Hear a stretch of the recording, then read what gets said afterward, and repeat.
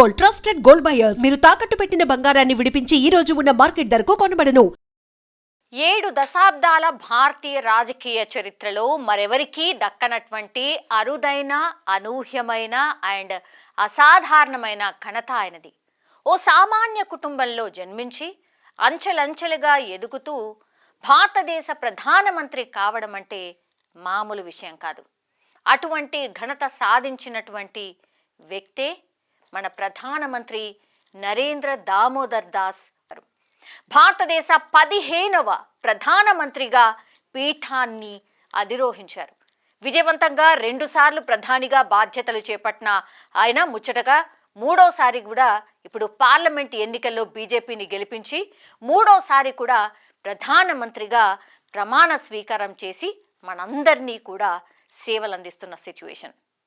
నరేంద్ర మోడీ బాల్యం కానీ విద్యాభ్యాసం కానీ ఎలా సాగింది? నరేంద్ర మోడీ పూర్తి పేరు నరేంద్ర దామోదర్ దాస్ మోడీ. ఆయన 1950 సెప్టెంబర్ 17న గుజరాత్లోని మెహసానా జిల్లాలోని వాద్ నగర్లో ఒక దిగువ మధ్యతరగతి కుటుంబంలో జన్మించారు. ఆయన తల్లిదండ్రులు దామోదర్ దాస్ మోడీ, హీరాబెన్. వారికి మోడీ 3వ సంతానం. నరేంద్ర మోడీ వాడ్ నగర్లో పాఠశాల విద్యను, ఢిల్లీ విశ్వవిద్యాలయం నుంచి డిస్టెన్స్ ఎడ్యుకేషన్ ద్వారా రాజనీతి శాస్త్రంలో డిగ్రీ, గుజరాత్ యూనివర్సిటీ నుంచి రాజనీతి శాస్త్రంలో పోస్ట్ గ్రాడ్యుయేషన్ పూర్తి చేశారు. ఒక మారుమూల గ్రామంలో టీ వాలా లాగా జీవితాన్ని ప్రారంభించిన ఆయన తన జీవితంలో ఎన్నో ఎత్తుపల్లాలను చూశారు. నరేంద్ర మోడీ తన పాఠశాల దశలోనే ఆర్ఎస్ఎస్లో చేరిన ఆయన కార్యకర్తగా చాలా యాక్టివ్గా పనిచేసేవారు. మోడీ ఉన్నత పాఠశాల విద్యను పూర్తి చేసి 17 ఏళ్లలో తొలిసారి దేశ పర్యటనకు వెళ్లారు. ఈ సమయంలోనే మధ్యప్రదేశ్, ఉత్తరప్రదేశ్, బీహార్ రాష్ట్రాల మీదుగా పశ్చిమ బెంగాల్లోని కలకత్తా అట్లాగే డార్జిలింగ్ వరకు వెళ్లారు. కలకత్తాలోని రామకృష్ణ మఠంలో సన్యాసం తీసుకోవాలని ఆయన ప్రయత్నం కూడా చేశారు. కానీ అక్కడ నిబంధనలు అంగీకరించకపోవడంతో అక్కడి నుంచి బీహార్ మీదుగా అప్పటి ఉత్తరప్రదేశ్లోని ఆల్మోరాకు వెళ్ళి రామకృష్ణ మఠం ఆశ్రమంలో కొంతకాలం అక్కడ గడిపారు. అలా 17 నుంచి 20 ఏళ్ల వయసులో ఉత్తర భారతంలో ముఖ్యమైన ప్రాంతాల్లో పర్యటించి అక్కడ పరిస్థితులను పూర్తిగా తెలుసుకునే ప్రయత్నం చేశారు. నరేంద్ర మోడీ తన పర్యటనను ముగించుకుని తన స్వగ్రామమైన వాద్ నగర్కి చేరుకున్నారు. అక్కడ తల్లి హీరాబాయి దీవెనలు తీసుకుని అహ్మదాబాద్లో తన మేనమామ నడుపుతున్నటువంటి ఆర్టీసీ క్యాంటీన్లో పనిచేయడం స్టార్ట్ చేశారు. ఈ సమయంలో తన గురువు లక్ష్మణ్ రావు ద్వారా తిరిగి ఆర్ఎస్ఎస్లోకి ఆయన ఎంట్రీ ఇచ్చారు. సంఘ్ కార్యక్రమాల్లో చురుకుగా పాల్గొంటూ అందరికీ పరిచయస్తుడుగా మారిపోయాడు. 1975లో గుజరాత్లో విశ్వ హిందూ పరిషత్ తలపెట్టినటువంటి సాధు పరిషత్ కార్యక్రమ బాధ్యతలను ఆయన సమర్థవంతంగా నిర్వహించడంలో సక్సెస్ కూడా అయ్యారు. ఆ కార్యక్రమం విజయవంతం కావడంతో సంఘ్ మోడీకి కీలకమైన బాధ్యతలు అప్పగించింది. ఈ సమయంలోనే గుజరాత్ రాష్ట్ర సంఘం విద్యార్థి విభాగం ఏబీవీపీ నాయకుడిగా ఆయన బాధ్యతలు చేపట్టారు. ఈ సమయంలోనే ఆనాటి గుజరాత్ రాష్ట్ర రాజకీయ ప్రముఖులు కావచ్చు, కార్మిక నాయకులు అట్లాగే సంఘ్ పెద్దలతో ఏర్పడ్డ సన్నిహితం మోడీని రాజకీయం పట్ల ఆకర్షితులయ్యేలాగా చేశాయి. సో 1986లో ఆర్ఎస్ఎస్ నుంచి భారతీయ జనతా పార్టీలో చేరిన మొదటి తరం నాయకుల్లో మోడీ కూడా ఒకరు. బీజేపీలో చేరిన తర్వాత అహ్మదాబాద్ పురపాలక సంఘ ఎన్నికల బాధ్యతలు తీసుకుని ఆ ఎన్నికల్లో బీజేపీని గెలిపించడంలో మోడీ కీలక పాత్ర పోషించారు. ఇలా బీజేపీ అధిష్టానం దృష్టిని ఆయన ఆకర్షించారు. ఆనాటి పార్టీ జాతీయ అధ్యక్షుడు ఎల్కే అద్వానీ ప్రోత్సాహం కూడా నరేంద్ర మోడీకి తోడైంది. దీంతో చాలా తక్కువ సమయంలోనే గుజరాత్ రాష్ట్ర బీజేపీ ప్రధాన కార్యదర్శిగా బాధ్యతలు చేపట్టారు మోడీ. ఈ తరుణంలో అంటే 1990లో ఎల్కే అద్వానీ చేపట్టినటువంటి ఈ అయోధ్య రథయాత్రకు గుజరాత్ ఇన్ఛార్జిగా, 1992లో మురళీ మనోహర్ జోషి చేపట్టిన కన్యాకుమారి కాశ్మీర్ ఏక్తా రథయాత్రకు జాతీయ ఇన్ఛార్జిగా పనిచేశారు మోడీ. ఆ తర్వాత 1993లో బీజేపీని గుజరాత్లో బలోపేతం చేసేందుకు మోడీ రాష్ట్ర ప్రధాన కార్యదర్శిగా పలు యాత్రలు కూడా చేశారు. 1995లో జరిగినటువంటి గుజరాత్ శాసనసభ ఎన్నికల్లో బీజేపీ అధికారంలోకి రావడానికి మోడీ కీలక పాత్ర పోషించారు. ఈ విజయం తర్వాత మోడీ గ్రాఫ్ అమాంతం పెరిగిపోయింది. దీంతో ఆయన సేవలను జాతీయ స్థాయిలో వినియోగించుకోవాలని పార్టీ అధిష్టానం భావించింది. ఆ తరుణంలోనే ఆయన్ను హిమాచల్ ప్రదేశ్, పంజాబ్, హర్యానా రాష్ట్రాల ఇన్ఛార్జీలుగా కూడా నియమించింది.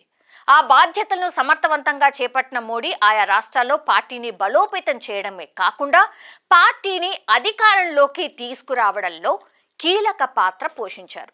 1997లో అద్వానీ చేపట్టినటువంటి స్వర్ణ జయంత రథయాత్ర నిర్వహణ బాధ్యతను తీసుకుని నరేంద్ర మోడీ ఆ రథయాత్ర విజయవంతం కావడంలో కీలక పాత్ర పోషించారనే చెప్పాలి. ఇలా నరేంద్ర మోడీ సాధించిన విజయాలను గమనించిన ఆర్ఎస్ఎస్, బీజేపీ నాయకత్వం ఆయన్ను 1998లో బీజేపీ జాతీయ కార్యదర్శిగా నియమించింది. సో 1998, 1999లో జరిగినటువంటి లోక్సభ ఎన్నికల్లో బీజేపీ నాయకత్వంలోనే ఎన్డీఏ కూటమి అధికారంలోకి వచ్చింది. మరోవైపు పార్టీ ప్రధాన కార్యదర్శిగా ఉంటూనే 1998లో జరిగిన గుజరాత్ శాసనసభ ఎన్నికల్లో తన వ్యూహాలతో బీజేపీని గెలిపించారు. దీంతో పార్టీలో సీనియర్ నేత కేశుభాయ్ పటేల్ ముఖ్యమంత్రి అయ్యారు. 2000 సంవత్సరంలో గుజరాత్లోని కుచ్ ప్రాంతంలో సంభవించిన భారీ భూకంపం తర్వాత సహాయ కార్యక్రమాలు చేపట్టడంలో కేశుభాయ్ ప్రభుత్వం విఫలమైందని ప్రతిపక్షాలు పెద్ద ఎత్తున విమర్శలు చేశాయి. దీంతో బీజేపీ అధిష్టానం కీలక నిర్ణయం తీసుకుంది.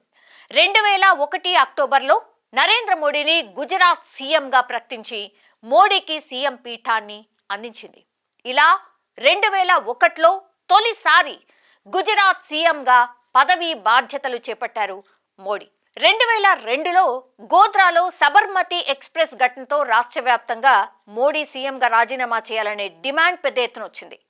దీంతో ఆయన రాజీనామా చేసి మళ్లీ ఎన్నికలను ఎదుర్కొన్నారు.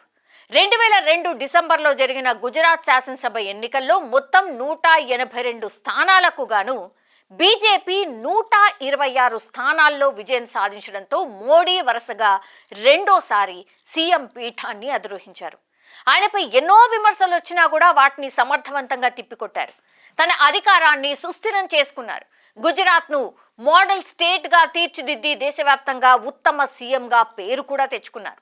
ఇలా నరేంద్ర మోడీ 2001 నుంచి 2014 వరకు వరుసగా 4 సార్లు గుజరాత్ సీఎంగా ఉన్నారు. 2013లో కర్ణాటక శాసనసభ ఎన్నికల్లో బీజేపీ విజయానికి గుజరాత్ మోడల్ అనే అంశం ఎంతగానో ఉపకరించింది. ఈ ఎన్నికల్లో విజయం సాధించిన వెంటనే బీజేపీ అధిష్టానం నరేంద్ర మోడీని ప్రధానమంత్రి అభ్యర్థిగా ప్రకటించింది.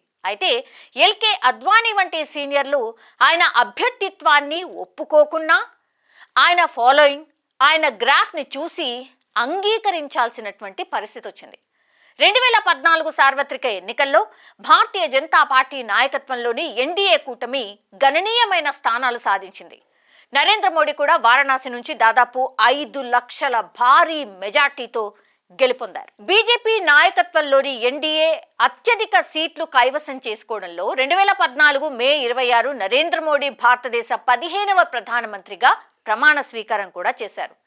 ప్రధానమంత్రిగా ఆయన ఎన్నో కీలక నిర్ణయాలు కూడా తీసుకున్నారు. అందులో పెద్ద నోట్ల రద్దు కావచ్చు, జీఎస్టీ అమలు కావచ్చు, ఆర్టికల్ 370 రద్దు, ఉమ్మడి పౌరసత్వ సవరణ చట్టం, ట్రిపుల్ తలాక్ రద్దు కావచ్చు, రామ మందిర నిర్మాణం వంటి ఎన్నో సంచలన నిర్ణయాలను తీసుకోవడం మాత్రమే కాకుండా వాటిని అమలు చేసిన ఘనత కూడా మోడీకే దక్కింది. పీఎం కిసాన్ సమ్మాన్ నిధి, ప్రధానమంత్రి ఉజ్వల యోజన, శ్రమయోగి మాన్ధన్ యోజన, ఆరోగ్య సంరక్షణ కార్యక్రమం, Ayushman Bharat, Pradhanmantri Jandhan Yojana, Jan Suraksha, PM Kisan Samman Nidhi, make in India, Yoga Divas వంటి పథకాలు కూడా ఎన్నో ప్రవేశపెట్టారు.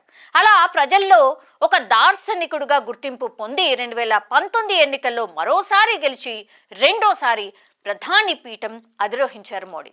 ఇక ప్రపంచవ్యాప్తంగా ప్రధాని మోడీని ఎన్నో అవార్డులు వరించాయి. అందులో కొన్ని 2016లో ఆఫ్ఘనిస్తాన్ ప్రభుత్వం state order of Ghazi Amir Aminullah Khan, 2018 ఫిబ్రవరిలో పాలస్తీనా ప్రభుత్వం ద్వారా grand collar of the state of Palestine, 2018 అక్టోబర్లో ఐక్యరాజ్య సమితి ద్వారా UN champion of the earth award, 2018 April 2019లో యుఏఈ ఆర్డర్ ఆఫ్ జాయద్, 2019 ఏప్రిల్లో రష్యాచే ఆర్డర్ ఆఫ్ సెయింట్ ఆండ్రూ, 2019 జూన్లో మాల్దీవుల నుంచి ఇజుద్దీన్ యొక్క విశిష్ట రూల్, 2019 ఆగస్టులో బహ్రెయిన్ ద్వారా హమద్ ఆర్డర్ ఆఫ్ ది రిసైన్సెస్, 2020 డిసెంబర్లో అమెరికా ద్వారా లెజెండ్ ఆఫ్ మెరిట్, 2021 డిసెంబర్లో భూటాన్ ద్వారా order of the dragon king, 2022 మేలో ఫిజీ ద్వారా ఆర్డర్ ఆఫ్ ఫిజీ, 2022లో పాపువా న్యూ గినియా ద్వారా లోగుహు ఆర్డర్, 2022 జూన్లో ఈజిప్ట్ ద్వారా ఆర్డర్ ఆఫ్ ది నైలు, 2023 జూలైలో ఫ్రాన్స్ ప్రభుత్వం ద్వారా లెజెండ్ ఆఫ్ ఆనర్, 2023 ఆగస్టులో గ్రీస్ ద్వారా ఆర్డర్ ఆఫ్ ఆనర్, 2024 మార్చిలో Bhutan order of the dragon king. ఇలా చాలానే ఉన్నాయి. ఇక వివాదాల విషయానికి వస్తే నరేంద్ర మోడీ తన సుదీర్ఘ రాజకీయ ప్రస్థానంలో కొన్ని వివాదాలను కూడా ఎదుర్కొన్నారు. 2002లో ఆయన గుజరాత్ సీఎంగా ఉన్నప్పుడు గోద్రా అల్లర్లు చాలా పెద్ద ఎత్తున జరిగాయి. ఫిబ్రవరి 27, 2002న గుజరాత్లోని గోద్రాలో సబర్మతి ఎక్స్ప్రెస్లో మంటలు చెలరేగడంతో దాదాపు 59 మంది సజీవ దహనమైనరు. ఈ ఘటన దేశవ్యాప్తంగా సంచలనమైంది. ఈ సంఘటన తర్వాత గుజరాత్లోనే కాదు దేశవ్యాప్తంగా కూడా పెద్ద ఎత్తున అల్లర్లు, మత కల్లోలాలు చెలరేగాయి. ఈ అల్లర్లలో వందలాది మంది ప్రాణాలు కోల్పోయారు. వేల కోట్ల రూపాయల ఆస్తి నష్టం జరిగింది. గుజరాత్ ప్రభుత్వం వాటిని అడ్డుకోవడానికి ప్రయత్నించినా కూడా ప్రతిపక్షాలు మాత్రం అల్లర్లకు సహకరించారనే ఆరోపణలు కూడా ఉన్నాయి. ఈ నేపథ్యంలో మోడీతో సహా 61 మందిపై హత్య కుట్ర అభియోగాలు కూడా నమోదయ్యాయి. అయితే సుదీర్ఘకాలం పాటు సాగిన విచారణలో నరేంద్ర మోడీకి క్లీన్ చిట్ లభించింది. నరేంద్ర మోడీ రాజకీయ ప్రస్థానంలో కీలక ఘట్టాలు కొన్ని ఉన్నాయి. 1987లో ఆర్ఎస్ఎస్ నుంచి బీజేపీలో జాయిన్ అయ్యారు. 1988, 1995 మధ్యకాలంలో బీజేపీని అధికారంలోకి తీసుకురావడంలో కీలక పాత్ర పోషించారు. 1995లో జాతీయ కార్యదర్శిగా ఎంపికతో పాటుగా 5 రాష్ట్రాల వ్యవహారాల బాధ్యత కూడా అప్పగించారు. 1998లో బీజేపీ ప్రధాన కార్యదర్శిగా పదోన్నతి పొందారు.